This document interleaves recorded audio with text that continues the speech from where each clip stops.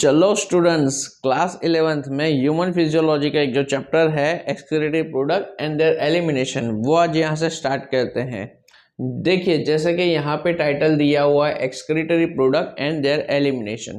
तो first of all हम लोग समझेंगे कि एक्सक्रीटरी प्रोडक्ट किसे कहा गया है। देखिए, एक्सक्रीटरी प्रोडक्ट, अब सिंपल बेसिक लैंग्वेज में हम समझे, the product which has to be removed from our body to continue our life और to continue our other physiological process. जो प्रोडक्ट्स या जो चीज़ें हमारे बॉडी में से निकालनी बहुत ज़रूरी होती है, अगर उसके निकलने के बाद ही या तो निकलने के साथ साथ ही हम अपना रेगुलर लाइफ मेंटेन कर सकेंगे, हमारी रेगुलर मेटाबॉलिज्म कैरी ऑन हो सकेगी, उसे ही हम कहेंगे एक्सक्रीटरी प्रोडक्ट। तो कीवर्ड क्या लिखेंगे? The product which has to remove. तो excretory product, the product which has to remove from our body is known as excretory product. अब ये एक्सक्रीटरी प्रोडक्ट कौन कौन सी हो सकती है? तो उसका नाम क्या हो सकता है? That is worn out sales, undigested food,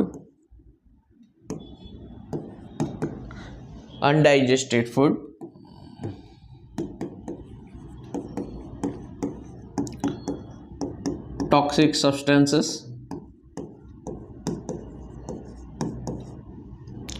and other material.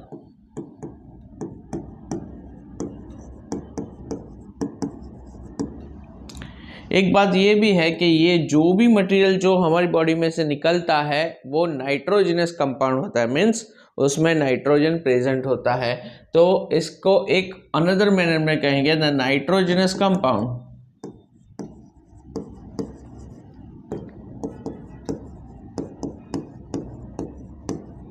which is present in our body in the form of ammonia, urea or uric acid has to be removed from our body, and such kind of product is only known as excretory product. So what is excretion? Excretion is the elimination of the metabolic waste material like ammonia, urea and uric acid from the body. कौन से form में present होता है? ये जो nitrogenous compound है हमारी body में कौन से फॉर्म में प्रेजेंट होता है? तो कहेंगे it is present in the form of ammonia, urea and uric acid. ठीक है।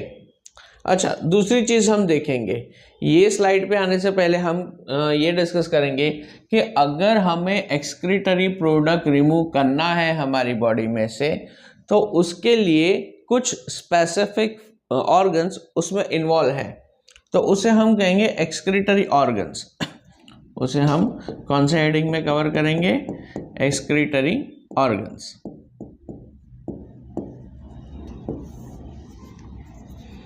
The organs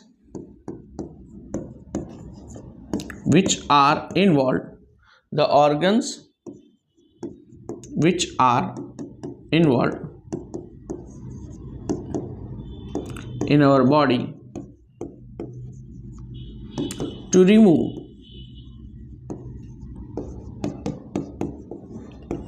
excretory products are known as excretory organs.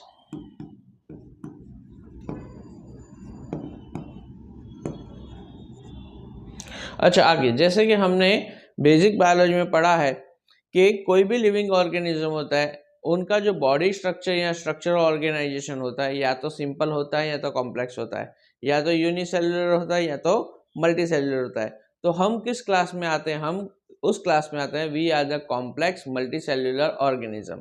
और हमारे बॉडी में ऑर्गन सिस्टम्स भी है, there are different organ systems in our body.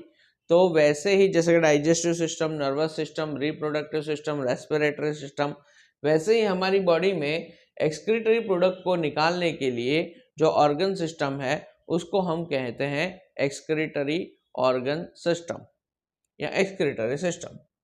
तो यहाँ पे हम लिखेंगे, देखिए, the organ which are involve in our body to remove excretory products are known as excretory organ. और उसके साथ ही हम क्या ऐड करेंगे,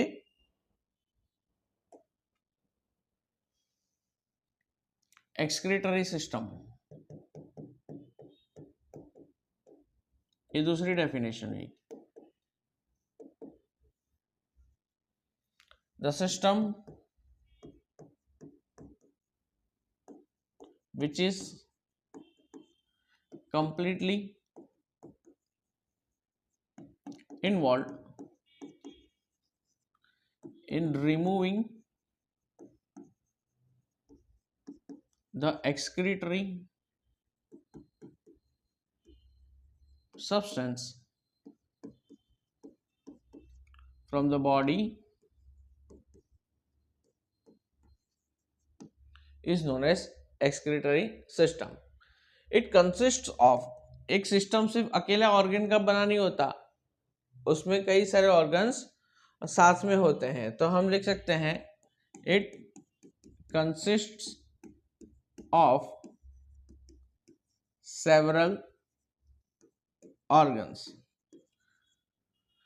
जैसे किडनी है, यूरेथ्रा है, यूरिनरी ब्लैडर है। आगे की स्लाइड में उसका हम फिगर भी देखेंगे। तो टाइप्स ऑफ एक्सक्रीशन की अगर हम बात करें तो ये बात तो पिछली स्लाइड में हमने देखी थी, कोई भी एक्सक्रीटरी प्रोडक्ट हो वो एमोनिया का होता है, but the ammonia derived compounds are different. तो हम क्या करेंगे, ये हम यहाँ पे लिखेंगे the excretory products, excretory products are ammonia derived compound or nitrogen derived compound in the form of either ammonia,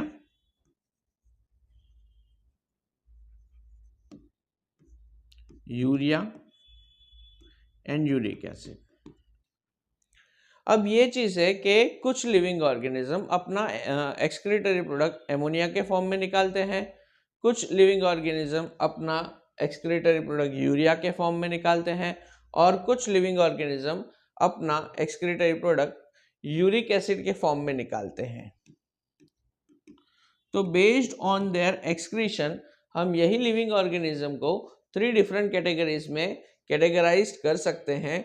the organism which excrete their product in the form of ammonia are known as ammonotelism. उसको हम क्या कहेंगे, are known as ammonotelism.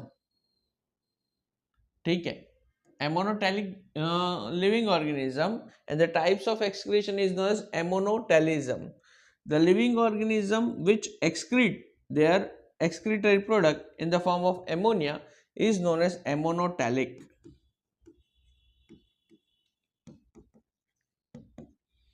The living organism which removes their excretory product in the form of urea is known as ureotelic. The living organism which removes their excretory product in the form of uric acid is known as uricotelic. Okay, तो ये types of excretion हुआ, इन दोनों का combination हम कहेंगे the एमोनोटेलिक organism removes. यहां पे second slide में हम देखते हैं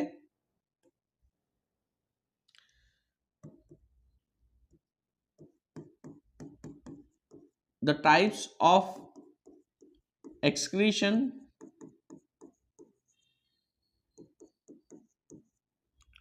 of ammonotelic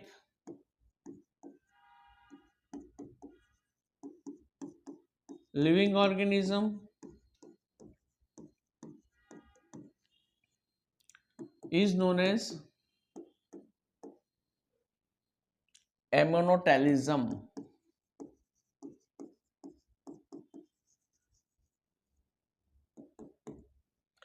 The type of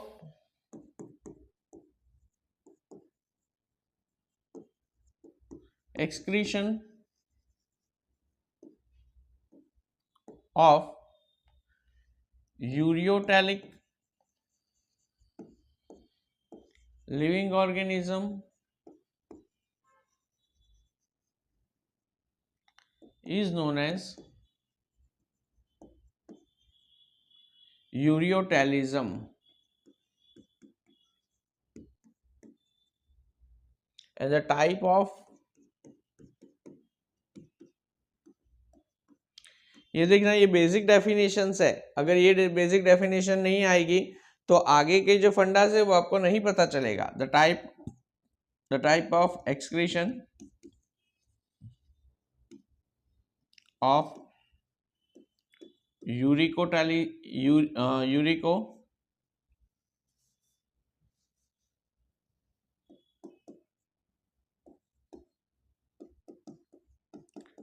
living organism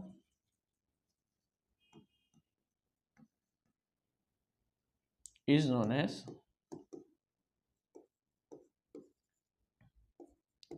यूरिकोटैलिज्म। Initially ये सारे टर्म आपको कंफ्यूजिंग लगेंगे, लेकिन यहाँ पे आपको सफिक्स पे फोकस करना है। Telic telism, telic telism, telic telism. Simple manner में ये कह सकते हैं, ये देखिए हमारी पिछली साइड है, the living organism that removes ammonia, they are known as ammonotelic. The living organism that removes urea, they are known as uricotelic. The living organism that removes uric acid are known as uricotelic. Okay, so types of excretion, इसका first explanation है ammonotelism. Ammonotelism means the living organism which adapted the ammonotelic types of mode of excretion, and they are removing in the form of ammonia, that is NH3. The compound they are excreting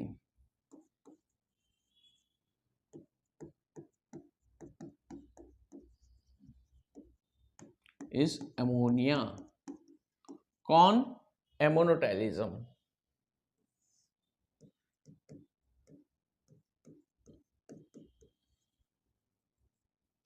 other keyword, उसके examples क्या है? उसके examples यहाँ पे दिए हुए हैं।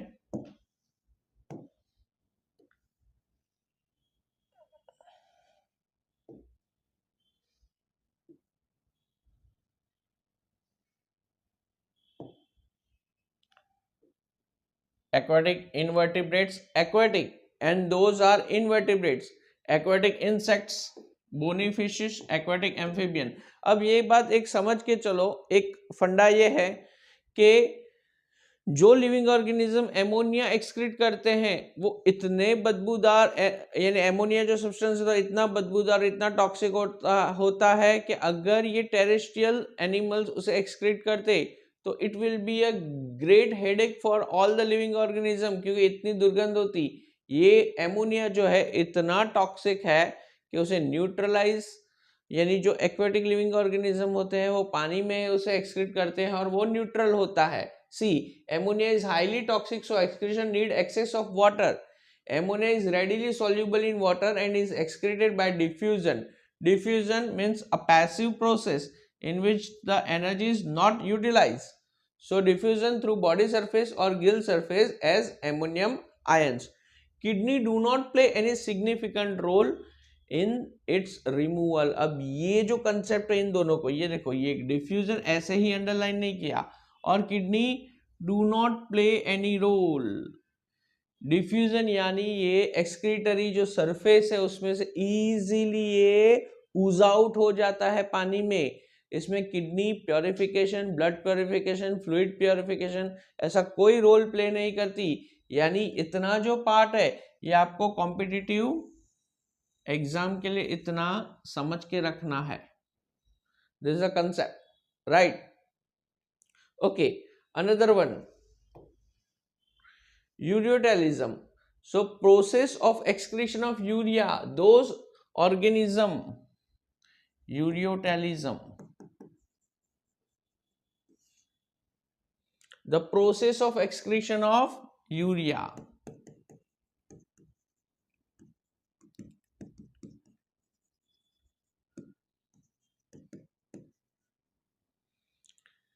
कौन कौन से एनिमल्स हैं? Cartilaginous fish. अब यहां पे देखो कौन सी फिश है? एक्वाटिक इनवर्टिब्रेट्स, एक्वाटिक इंसेक्ट, बोनी फिशिश। जो फिशिश बोन से बनी हुई है, एक एक चीज को माइनर अंडर एस्टिमेट मत कीजिए। एग्जाम्पल अगर आपको नीट के लिए तैयारी करनी है तो बोनी फिशिश और यहाँ पे है cartilaginous fishes, this is the difference.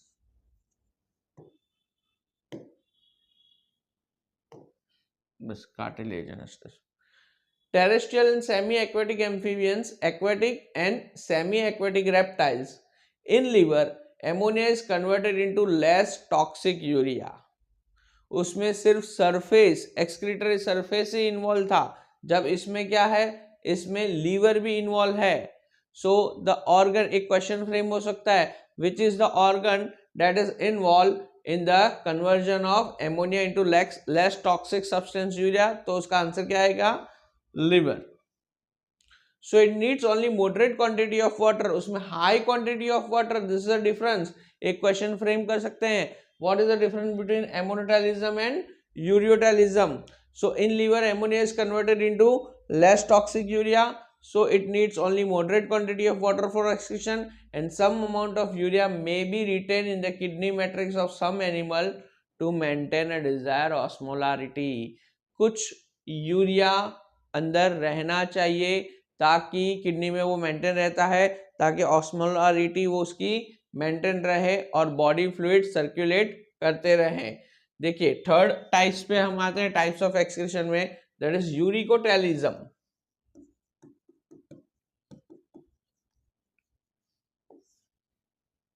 Process of excretion of uric acid, it is insoluble in water, so water is not required for excretion. उसमें हाई अमाउंट किसमें? एमोनोटालिज्म। यूरियोटेलिज्म में मॉडरेट अमाउंट एंड यूरिकोटेलिज्म में water is not required.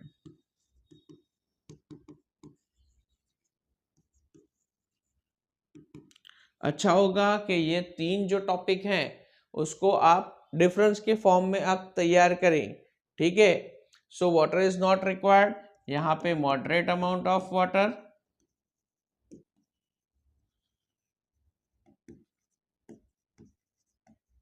और यहाँ पे high amount of water.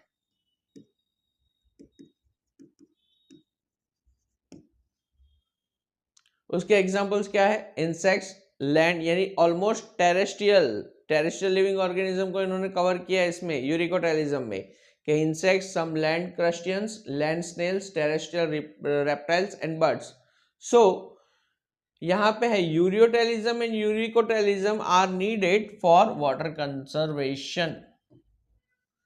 ये वाला हमारा कीवर्ड होगा, ये हमारा कीवर्ड होगा, ठीक है ना?